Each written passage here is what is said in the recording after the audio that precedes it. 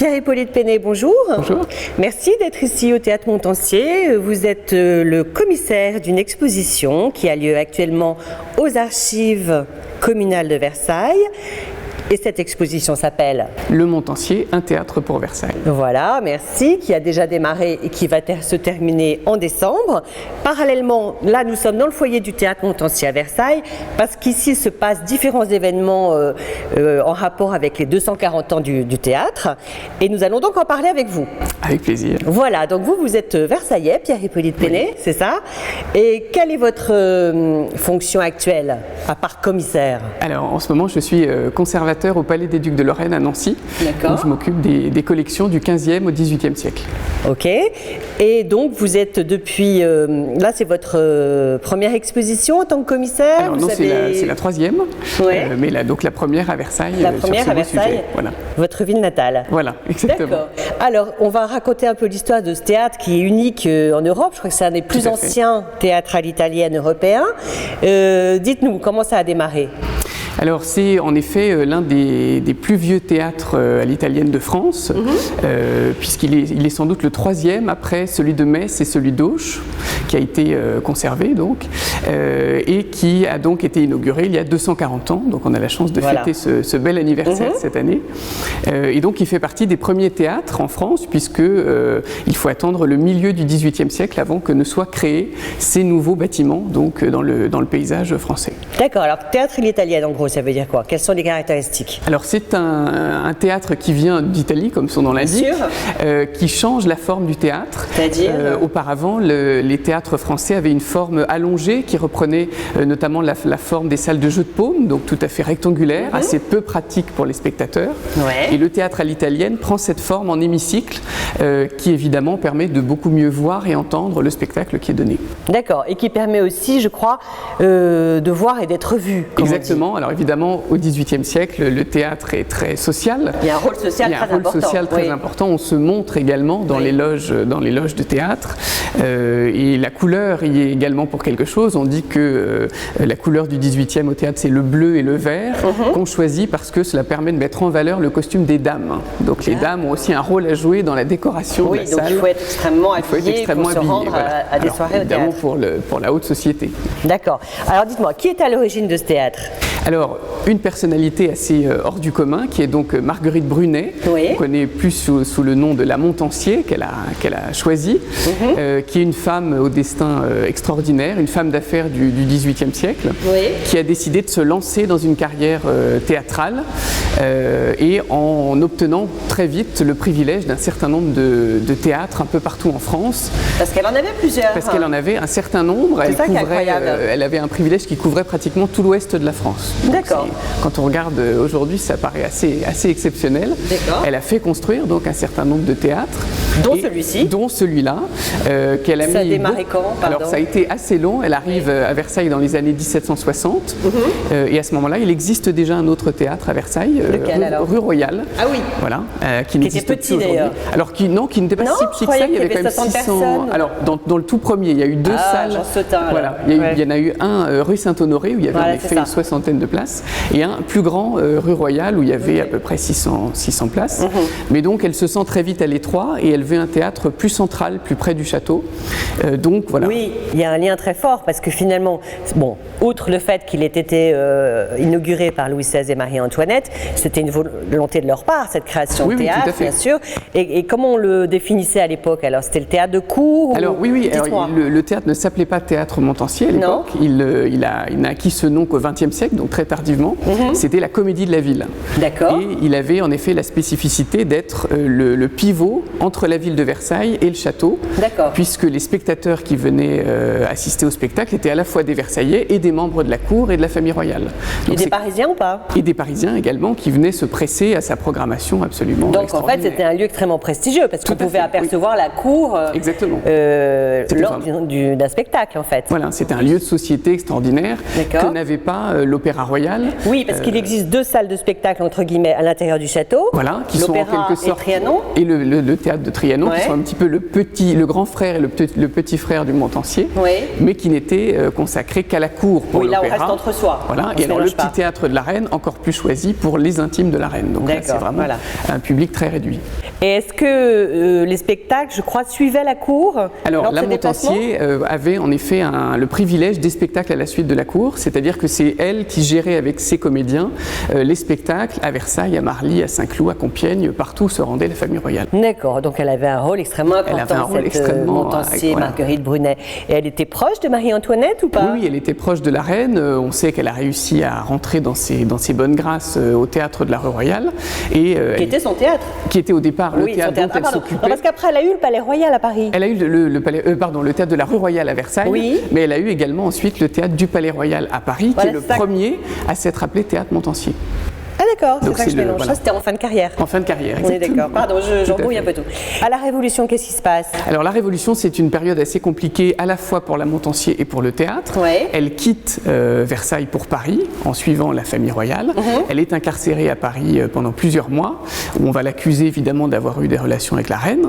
Donc elle va se défendre dans plusieurs mémoires en déniant complètement ces relations. Ce qu'elle écrivait? Elle écrivait des mémoires destinées au tribunal pour se défendre. C'était pas pour son plaisir, ces mémoires à elle. Qui sont assez exceptionnelles. On en présente un d'ailleurs dans l'exposition. Aux archives. Voilà. Ouais. Et puis le théâtre de Versailles est un petit peu abandonné. La municipalité lui envoie des lettres pour lui dire pourriez-vous vous occuper de la programmation de Versailles. Et en même temps, on programme ici des spectacles révolutionnaires. On déprogramme des spectacles le jour des anciennes fêtes catholiques pour montrer qu'on est vraiment fervent révolutionnaire. Donc c'est vraiment une période assez particulière. D'accord, mais il n'a pas été détruit, il n'a pas été détruit, mais il a été sauvé sous le Premier Empire quelques années plus tard, lorsque Napoléon prend un décret qui réduit par 2 le nombre de théâtres en France. Et Montancier était menacé de fermeture, et donc le dernier lien, on va dire, de la Montancier avec ce théâtre, c'est qu'elle le sauve à ce moment-là de la fermeture. D'accord, et après elle termine sa carrière, je crois, vers les 80 ans. Voilà, un âge exceptionnel à Paris, où elle meurt sous le règne de Louis XVIII, après avoir traversé un nombre de régimes assez extraordinaire. D'accord. Alors on va passer au 19e siècle, si vous voulez bien. Qu'est-ce qu'on peut dire sur la vie de ce théâtre au 19e siècle? Est-ce que c'était l'antichambre des théâtres parisiens, enfin des spectacles? Alors, il a une période un peu complexe au 19e siècle, puisque les directeurs vont s'enchaîner assez fréquemment et avoir beaucoup de mal à aligner leur budget financier. Ah bon? Pour 2 raisons. Est-ce que c'est un gouffre? Ah oui, c'est un gouffre énorme, parce qu'il faut savoir qu'à l'époque, il y a plus de 100 personnes dans l'équipe du théâtre, ce qui est gigantesque. Permanente? À demeure. Employés? Ah oui, tout à fait. La troupe comprise? Ah oui, tout à fait, tout compris. D'accord. Et puis, il y a une diversité de spectacles sidérante. À l'époque, ça veut dire diversité de décors, exactement, diversité de tout, quoi. Donc, c'est vraiment un gouffre financier pour les directeurs. En plus, les Versaillais sont assez exigeants. Il faut savoir qu'il n'y a pas de chauffage au théâtre jusqu'à la fin du 19e siècle. Donc, les Versaillais se caillent quand ils viennent assister à une pièce. Et puis, surtout, il y a la concurrence de Paris qui arrive avec la création du chemin de fer, qui va être évidemment assez nuisible pour le théâtre de Versailles. Bien sûr, à la fréquentation. Voilà. Bon. Et dites-moi sinon, alors qu'est-ce qui s'est passé au 19e d'un peu Alors le théâtre devient... après d'ailleurs, parce qu'on bien sûr. On va avancer dans le temps.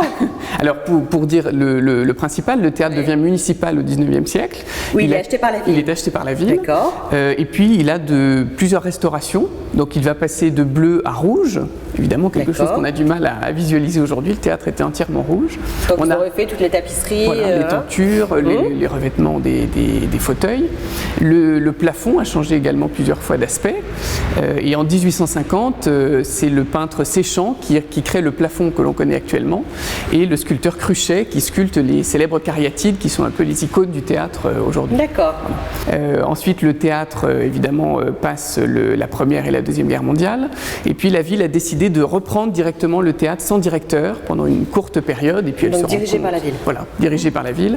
Mais elle se rend compte bientôt que c'est impossible à gérer, et elle fait appel à une nouvelle directrice, une femme, Marcelle Tassancourt. La fameuse Marcelle Tassancourt, épouse de Thierry Monnier, qui va redonner un nouveau souffle au théâtre. Qui est actrice. Alors qui est comédienne, metteur en scène, très réputée à Paris. Ils ont un réseau extrêmement important. Et ils ont une aura finalement à Paris qui vont apporter ici à Versailles. À Versailles, tout à et fait. on va avoir les plus grands noms du les théâtre plus grands français. spectacles, c'est l'époque d'Au Théâtre ce soir. On a un certain nombre de spectacles qui sont joués, notamment à Montancier. Ouais. Et les Parisiens retrouvent vraiment le chemin du théâtre pour venir, encore une fois, à Montancier, voir les spectacles qui y sont créés.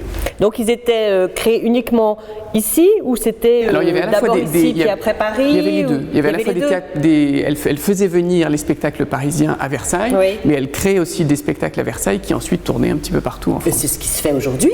Et c'est ce qui se fait avec Geneviève toujours Duchamp et aujourd'hui. Frédéric Franck. Exactement. Finalement. D'accord. Très bien. Ensuite, de toute façon, tout ça, tout ce que vous nous avez raconté, expliqué, on peut le voir en images avec des tas d'affiches, de photos. On a ressorti beaucoup de documents qui sont présentés pour la première fois, puisque c'est la première exposition sur Montancier. Voilà, alors ces documents, il faut aller les voir aux archives communales, voilà près du château. Exactement. Et donc ça dure jusqu'en décembre. Jusqu'au 2 décembre. Jusqu'au 2 décembre, voilà. Et ici à Montancier, il va se passer plein d'événements. Il s'en est déjà passé pas mal, mais ça continue. Le mois de novembre est riche en manifestations. Alors forcément, donc, puisque c'est le 18 novembre qu'a été inauguré le théâtre, donc on est en plein dans l'anniversaire. Des 240 ans. Voilà. Alors, est-ce qu'on peut parler de ce qui va se passer principalement? Je sais qu'on a plusieurs représentations tout du long du mois de novembre. Voilà. Dites-moi un peu plus, s'il vous plaît. Alors, il y a surtout un très très beau spectacle qui va être monté donc du 18 au 25 novembre. Ouais. La Guerre des théâtres, qui est un opéra comique. D'accord. Qui va être monté donc ici même à Montancier, avec une spécificité assez exceptionnelle, c'est que le château de Versailles a accepté exceptionnellement de prêter les décors du petit théâtre de Marie-Antoinette, qui vont donc être remontés, présentés sur la scène à l'occasion de ce spectacle, éclairés à la bougie. Donc tout comme à l'époque. Exactement. Donc avec des machineries anciennes. Voilà, anciennes, exactement. Voilà. Donc les spectateurs vont avoir l'impression de se retrouver le soir de l'inauguration, en quelque sorte, à Montancier. Pareil, et ça va être donc une pièce qui appartient au genre de l'opéra comique. Alors c'est un opéra comique qui est emblématique du XVIIIe siècle, qui mêle à la fois théâtre et chant. Voilà, c'est ça le principe de l'opéra comique. Voilà. Je fais un peu l'andouille, mais exactement. Mais là, dites-moi. Et donc qui a il y a un orchestre, c'est chanté, tout à dansé. Fait. Il y a des danseurs, tout à fait. Un spectacle extrêmement complet, comme il avait lieu à l'époque. Exactement, tout à fait. D'accord. Voilà. Donc, si on veut revivre le théâtre du temps de Marie-Antoinette et Louis XVI dans les mêmes conditions, il faut venir voir ce spectacle. Il faut venir voir tout au long du mois de novembre. Voilà. Et l'exposition se termine, pareil, début décembre. Début décembre. Et donc, elle s'accompagne d'un bel ouvrage. Ah oui, alors il y a ce livre magnifique que je tiens, qui explique tout, extrêmement richement illustré. On en montrera des images plus tard, qui est écrit. Alors, c'est un ouvrage collectif, plusieurs spécialistes qui ont travaillé chacun sur leur période. Patricia Bougenot-Deschamps y participe aussi. Voilà, Corinne François Denève et Martial Poisson, qui sont les deux autres auteurs. Et Martial Poisson aussi. Voilà, tout à fait. Très bien. Écoutez, je crois qu'on a tout dit. Il y a tellement de choses à dire. Merci en tout cas de nous avoir éclairé de la sorte. Et puis, j'encourage tout le monde à prendre ses places. Voilà, exactement. Voilà, parce que ce sera unique. Tout à fait. Merci Pierre Hippolyte. Au revoir. Au revoir.